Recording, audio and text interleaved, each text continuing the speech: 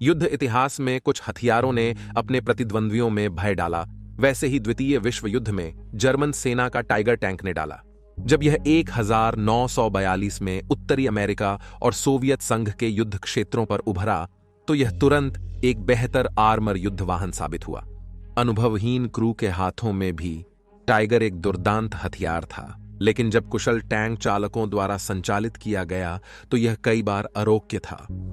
इस श्रृंखला में हम द्वितीय विश्व युद्ध के टाइगर एसएस का अन्वेषण करते हुए इतिहास द्वारा भुलाई गई कुर्ट निस्पेल की कहानी पर केंद्रित होंगे, जिन्होंने अपने आप को इतिहास में सर्वाधिक स्कोर करने वाले टैंक किलर के रूप में स्थापित किया है। आज की कड़ी का प्रायोजक है माय हेरिटेज। मुझे इतिहास और प्रभावशाली लोगों का अनुसंधान करना पसंद है। यह हमें सोचने पर मजबूर करता है, हमारे परिवार की इतिहास में क्या जगह है। आज के वीडियो के साथ ही माय हेरिटेज आपके सवालों का उत्तर देने के लिए यहां है। वे ने हमें मदद की थी जब हमें एक रिश्तेदार की तलाश थी जो 4 पीढ़ियों पहले स्विट्जरलैंड से प्रवास कर गया था और विश्व युद्ध 1 में 43 की उम्र में ड्राफ्ट हुआ था। माय हेरिटेज यूरोप का प्रमुख परिवार इतिहास ऐप है जो वंशावली और व्यक्तिगत डीएनए परीक्षण का अन्वेषण संभव बनाता है। बहुत समय से परिवार के इतिहास का अन्वेषण एक जटिल और कम मजेदार कार्य रहा है। यह अब एक मनोरंजक गतिविधि है जिसका 9 मिलियन से अधिक सदस्य उपयोग करते हैं। 18 अरब से अधिक रिकॉर्ड्स और संग्रहालयों के माध्यम से अपने परिवार के वृक्ष का पुनर्निर्माण करने के लिए। इसके अतिरिक्त माय हेरिटेज में एक उच्च कोटि की एआई प्रौद्योगिकी फोटो पुनर्स्थापना सेवा भी है। आपके इतिहासी फोटो और पुराने परिवार की एल्बम को सुधारने और पुरानी काली सफेद सीपिया स्मृतियों में रंग भी जोड़ने के लिए। फोटो उपकरण ने हमें पुराने परिवार के सदस्यों की वार्षिक पुस्तक की तस्वीरें, जो अन्यथा असंभव थे, खोजने में सहायता की।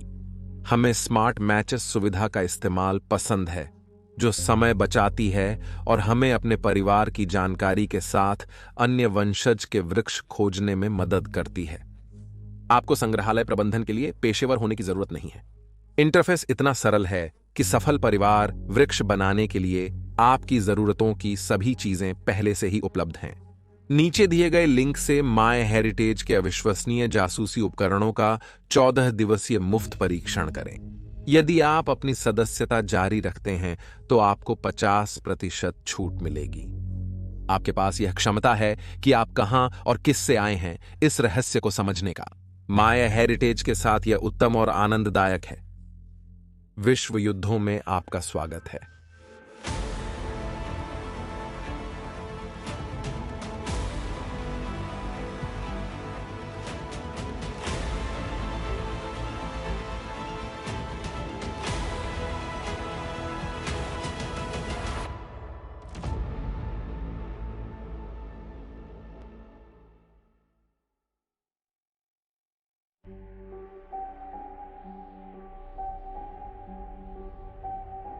निस्पेल की कहानी 1929 के जर्मन युद्ध से कड़ी से जुड़ी हुई है।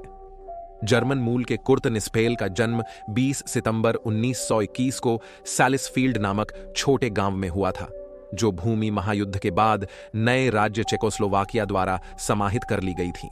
यह स्थल जनसंख्या और जर्मनी के लिए असंतोष का स्रोत था। विशेष रूप से हिटलर ने अपने आप को सभी जातीय जर्मनों का प्रतिनिधित्व करने का दावा किया और वादा किया कि वह सुडेटनलैंड, जहां 3 मिलियन जातीय जर्मन निवास करते हैं, का दावा करेगा। इस प्रकार 17 वर्षीय निस्पेल ने अपनी मातृभूमि में जर्मन सेना वेहरमाख्त को मुक्तिदाता के रूप में प्रवेश करते हुए देखा और उनसे जुड़ने के लिए प्रेरित हुआ। किशोर निस्पेल को राजनीति में खास रुचि नहीं थी, परंतु उन्होंने अपने मातृदेश हिटलर की जर्मनी के प्रति कर्तव्य का पालन महत्वपूर्ण मानते थे।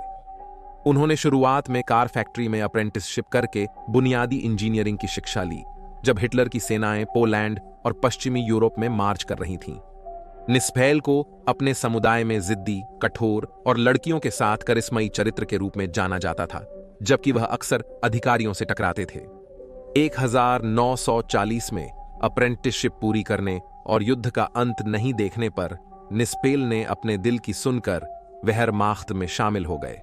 उनकी प्रशिक्षण और मात्र 160 सेंटीमीटर की उनकी नम्र ऊंचाई को देखते हुए वह वेहरमाख्त की आर्मर यूनिट्स और उनके काफी संकीर्ण प्रारंभिक पैंजर्स के लिए आदर्श उम्मीदवार थे। निस्पेल को सागन में पैंजर रिप्लेसमेंट प्रशिक्षण बटालियन में भेजा गया, जहां उन्हें अपने नए व्यापार को सीखने के साथ ही सैनिक बनने के मूल चरण भी सीखने पड़े। नवीनतम जर्मन टैंक्स सामने होने के साथ उन्हें और उनके सहपाठियों को पुराने पैनेजर एक और आई पर मूल टैंक संचालन सीखना पड़ा, साथ ही कुछ पुराने पैनेजर एक आई पर भी, जब तक कि वे 30 सितंबर 1940 को स्नातक नहीं हो गए। फिर उन्हें 19वें पैंजर रेजिमेंट की 3वीं कंपनी को सौंपा गया। पुराने प्रशिक्षण टैंक्स बदले गए और निस्पेल को पैंजर आईवी के 70 5 मिलीमीटर गन सशस्त्र संस्करणों पर गनर के रूप में लगाया गया।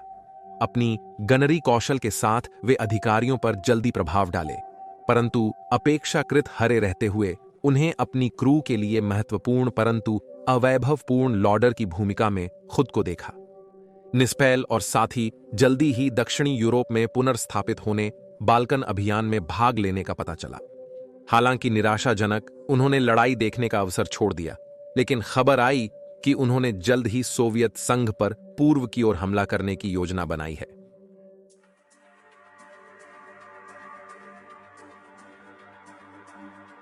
रविवार 22 जून की सुबह 2:15 बजे निस्पेल को उनके बंक के पास स्थित जर्मन सोवियत सीमा से जागाया गया और उन्हें बताया गया कि सोवियत संघ पर ऑपरेशन बारबरोसा का आक्रमण शुरू होने वाला था। निस्पेल और साथी क्रिया में उत्साही थे और जर्मन सेना के अवरोधनीय होने पर भी वे आक्रमण क्रिसमस तक समाप्त होने की उम्मीद कर रहे थे। दल के साथ सीमा पार करते समय निस्पेल को दोपहर युद्ध का पहला स्वाद मिला, जब उन्होंने अपने पैंजर 4 की 70 5 मिमी गन में गोले डाले और नजदीकी गांव में मोर्चा बांधे सोवियत सैनिकों पर चलाए। आगामी दिनों में निस्पेल और उनके साथी मिन्स्क खींचे चले गए, लगातार सफलता मनाते हुए। हालांकि कुछ निकटतम मुकाबलों में उनके पैंजर आईवी को सोवियत टैंकों से हिट मिले। सुडेटनलैंड में बड़े हुए निस्पेल ने कुछ बुनियादी रूसी भाषा सीखी थी, जो उन्हें स्थानीय जनसंख्या से सामना करते हुए मदद करती थी। उसी साल के अगस्त में निस्पेल और उसकी डिवीजन को उत्तरी मोर्चे पर स्थानांतरित कर दिया गया। 25 अगस्त को वे लेनिनग्राद के दक्षिण में तैनात थे, जहां उनके वाहन के गनर को सोवियत T-34 के हमले में चोट आई। निस्पेल ने तुरंत ही उनकी जगह ली और एक T-34 को अपने पैंजर की गन से निशाना साधकर उसे नष्ट कर दिया। पहले उसे साथी गनरों द्वारा भाग्यशाली शॉट कहा गया, लेकिन जल्दी ही उन्होंने यह समझा कि यह उसके भाग्य से नहीं, बल्कि निस्पेल की कौशल की वजह से था। अब गनर के रूप में स्थायी निस्पेल अपने स्कोर को आने वाले सप्ताहों में बढ़ाएगा, जबकि जर्मन सेना ने लेनिनग्राद और उसके चारों ओर सोवियत प्रतिरोध के विरुद्ध लड़ाई की, जिसने निस्पेल और अन्यों को समझने में मदद की कि क्रिसमस तक हमले का समापन कल्पना ही था। उनके अनुभव बढ़ने के साथ उनकी संवेदनशीलता दुश्मन की पहचान में बढ़ी। वे छिपे हुए टैंक और रात्रि की गतिविधियों को पहचान सकते थे। एक बार उन्होंने कर्मी की जलती हुई सिगरेट की चमक को देखकर एक T-34 को नष्ट कर दिया। वर्षों के साथ निस्पेल ने अपने स्कोर को बढ़ाते और पैनेजर क्रू में अपनी प्रतिष्ठा को बढ़ाते रहे, क्योंकि उन्हें मिलने वाला सोवियत आर्मर लगातार बढ़ रहा था। उन्होंने अपनी एक प्रतिष्ठा भी विकसित की, अनेक युद्धों से पूरी तरह से अक्षत निकलने की। यह सब इस बावजूद कि उनका 70 5 मिमी पैनेजर आईवी शुरुआत में सोवियत 34 और केवी सीरीज के भारी टैंकों के साथ युद्ध करने के लिए अनुपयुक्त था। वे ने अपनी साहसिकता का प्रदर्शन सिर्फ टैंक में ही नहीं किया था। उन्होंने अनेक स्काउटिंग मिशनों की अगुवाई की और 13 नवंबर 1941 को एंटी टैंक माइन रखकर T-34 टैंक को नष्ट किया, जबकि पैदल सेना से आग का सामना कर रहे थे। 16 दिसंबर 1941 को उन्हें उनके कार्यों के लिए आयरन क्रॉस दूसरी श्रेणी का पुरस्कार मिला। लेकिन जश्न क्षणिक थे, क्योंकि नए सोवियत हमलों और बाधित जर्मन सप्लाई लाइनों के चलते जर्मनों को एस्टोनिया की ओर हटने पर मजबूर किया गया। सोवियत वायुसेना एक बढ़ती समस्या बन रही थी, अपने प्रारंभिक प्रदर्शन से परिपक्व होती हुई, जिसमें शक्तिशाली IL-2 हमला विमान शामिल था। इससे विशेष रूप से जर्मन पैंजर क्रू डरते थे। 1942 के जनवरी में उन्हें 75 मिमीगन पैंजर 4 के साथ पुनः सुसज्जित किया गया था, जो टैंक युद्ध के लिए अधिक उपयुक्त था। हालांकि भारी सोवियत कवच के खिलाफ अभी भी अनुपयोगी था, जिसका उपयोग बढ़ता जा रहा था। घने जंगलों में युद्ध जर्मनों के लिए नुकसानदेह थे, पर निस्फेल हमेशा अपनी स्थिति जानते थे। लड़ाई के दौरान उनका टैंक गिरकर टूट गया तो निस्फेल और उनकी क्रू निकटतम पैंजर्स की ओर दौड़े और उन्होंने जल्द ही उनमें से एक की कमान संभाली।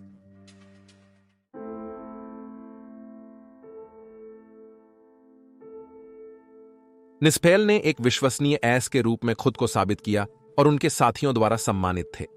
उनका उल्लेख जर्मन समाज के उच्च सम्मानों में से एक के रूप में जर्मन रेडियो प्रसारणों में हुआ था। उन्हें महिमा की तेज गति पर होना चाहिए था। हालांकि एक घटना हमेशा नाजी नेतृत्व के उन पर छाया के रूप में रहेगी, जिसने उनकी संभावनाओं को कम कर दिया।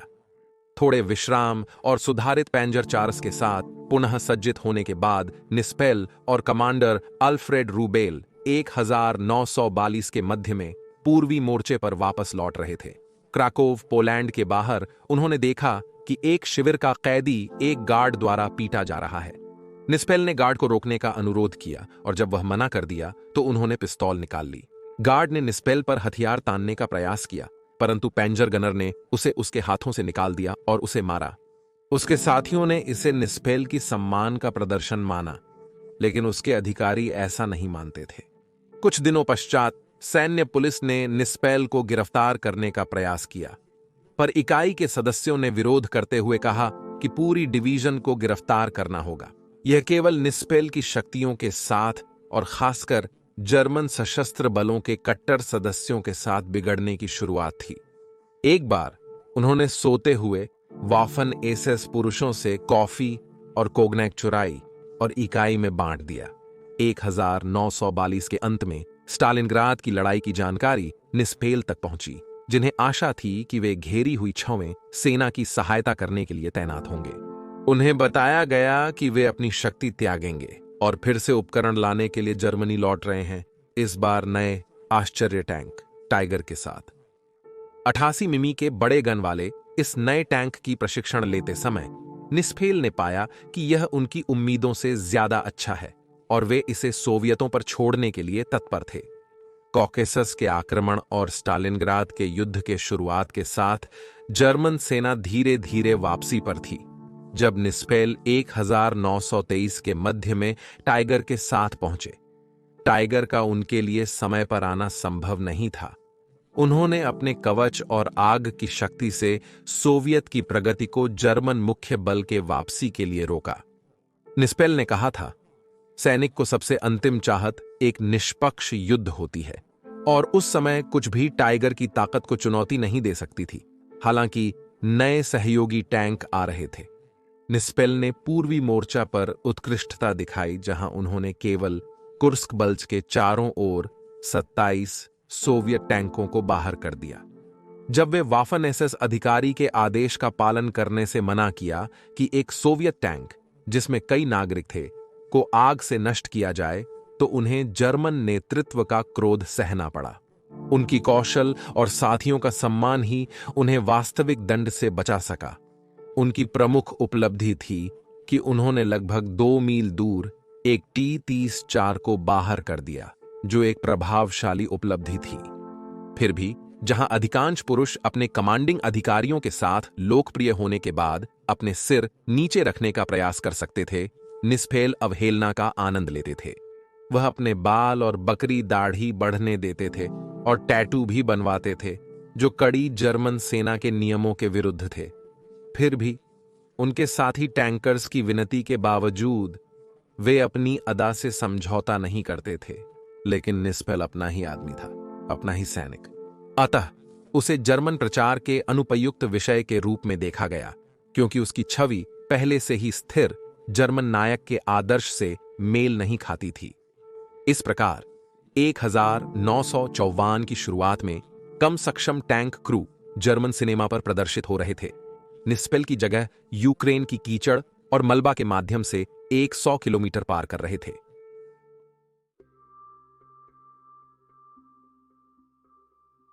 1940 4 मई में निस्पेल इकाई को पूर्वी मोर्चे से वापस लेकर ऑर्डर प्रशिक्षण शिविर में रखा गया। टैंक कमांडर के रूप में वह शक्तिशाली टैंक टाइगर II या रॉयल किंग टाइगर के परिचय का नेतृत्व करेगा। कागज पर यह नई आर्मर्ड लड़ाई की मशीन लगती थी कि वह पूर्वी मैदान युद्ध में जर्मनी की किस्मत बदल देगी। यह अपने पूर्व टैंक से अधिक सुरक्षित था, मोटे झुके आर्मर और सुधारे गए 88 मिमीगन के साथ। नॉर्मंडी में एक बीच हेड स्थापित करने के बाद 1 महीने से कम समय में खबर आई कि पश्चिमी सहयोगियों को नए टाइगर्स को समुद्र में वापस धकेलने की जरूरत थी। 1954 की पश्चिमी लड़ाई निस्पेल के लिए पहले की लड़ाइयों से विलक्षण थी, जहां उन्हें शक्तिशाली सहयोगी वायु ओवरलॉर्ड्स का सामना करना पड़ा, जिसने दिन के समय ग्रामीण क्षेत्रों में संचार को आत्मघाती बना दिया, यहां तक कि भयानक रूप से सशस्त्र किंग टाइगर्स के लिए भी। पश्चिम में तैनाती के 2 महीने में निस्पेल ने अपनी बटालियन को पूर्ण विनाश से बचाने में विफल रहे और उनके सारे नए टैंक खो गए। सितंबर में पुनः सुसज्जित होकर निस्पेल बेहतर नहीं होने वाली पूर्वी मोर्चे पर वापस लौटे। फिर भी उन्होंने खुद को कर्तव्य में समर्पित किया और वह हमेशा की भांति लड़ाई में थे। यहां पर किंग टाइगर की सबसे बड़ी कमजोरी का पता चला, वह थी इसकी गतिशीलता की कमी। इसका इतना बड़ा और भारी होने के कारण वह छोटे पुलों और संकीर्ण सड़कों को पार नहीं कर सकता था और तीसरे राइच के अंतिम दिनों की अराजकता में पश्चिम की ओर हटते मुख्य जर्मन बल के साथ भी नहीं रह सकता था। मानो सोवियत बलों के काम की विशालता ही काफी नहीं थी। वे अब स्टालिन के भारी टैंकों को भी मैदान में ला रहे थे, जो किंग टाइगर को युद्ध में मिलान सकते थे, जबकि पश्चिम में भी आसमान कभी कभी सोवियत फाइटर बॉम्बर्स द्वारा जर्मन आर्मर की खोज में काला हो जाता था। 1945 के 22 अप्रैल को निस्पेल और उनकी क्रू ने उनके जन्म देश सेंट्रल चेकोस्लोवाकिया में सोवियत बलों के साथ युद्ध किया। उस दिन उन्होंने एक सोवियत टैंक को तोड़ दिया, जिससे उनकी कुल मारी गई संख्या 177 पहुंच गई। निस्पेल का टैंक सोवियत स्वयं चालित तोपों द्वारा जल्दी नष्ट कर दिया गया, जिसने उन्हें इसे त्यागने पर विवश कर दिया। उन्हें हैच से बाहर निकलने में एक अन्य किंग टाइगर के कमांडर ने मदद की, जिसे प्रक्रिया में एक सोवियत स्नाइपर ने मार दिया। निस्पेल ने मृत साथी के टैंक की कमांड ली, पर शीघ्र ही श्रेष्ठ सोवियत बलों ने इसे बाहर निकलवाया, जिससे टैंकमैन को अपने वाहन छोड़ना पड़ा। मोर्टार के हमले में निस्पेल गंभीर रूप से घायल हुए जब वे पीछे हट रहे थे। मदद के साथ उन्हें नजदीकी जर्मन फील्ड अस्पताल में भर्ती कराया गया, लेकिन डॉक्टरों के पास उन्हें बचाने के लिए सीमित साधन थे और वे कुछ घंटों में ही मर गए। उसके केवल 10 दिन बाद यूरोप में युद्ध समाप्त हो गया। निस्पेल की अंतिम गणना पर विवाद है, जिसे उसके साथ लड़ने वाले पुरुषों के साक्ष्य पर आधारित कई इतिहासकारों ने किया है। कई लोग बताते हैं कि स्कोर अधिक है, क्योंकि निस्पेल ने केवल वही वाहन गिने जिन्हें उन्होंने स्पष्ट रूप से नष्ट होते देखा था, और ऐसे अन्य जो लड़ाई से बाहर हो गए उन्हें नहीं गिना। एक बात जिसे ध्यान में रखा जाता है वह है कि नेता के रूप में निस्पेल अपने कम अनुभवी पुरुषों को प्रेरित करके दुश्मन को कमजोर करने और उन्हें मारने का अवसर देते थे। यदि इन तत्वों को ध्यान में रखा जाए तो उनकी वास्तविक कुल हत्याओं या साझा हत्याओं की संख्या वास्तव में 200 के काफी करीब है, जिससे उन्हें इतिहास का सबसे महान टैंक एस कहा जाता है। और वह कुर्ट निस्पेल की कहानी है। कृपया अपने विचारों के साथ टिप्पणी करें, वीडियो को पसंद करें और चैनल की सदस्यता लें। देखने का धन्यवाद। फिर मिलेंगे।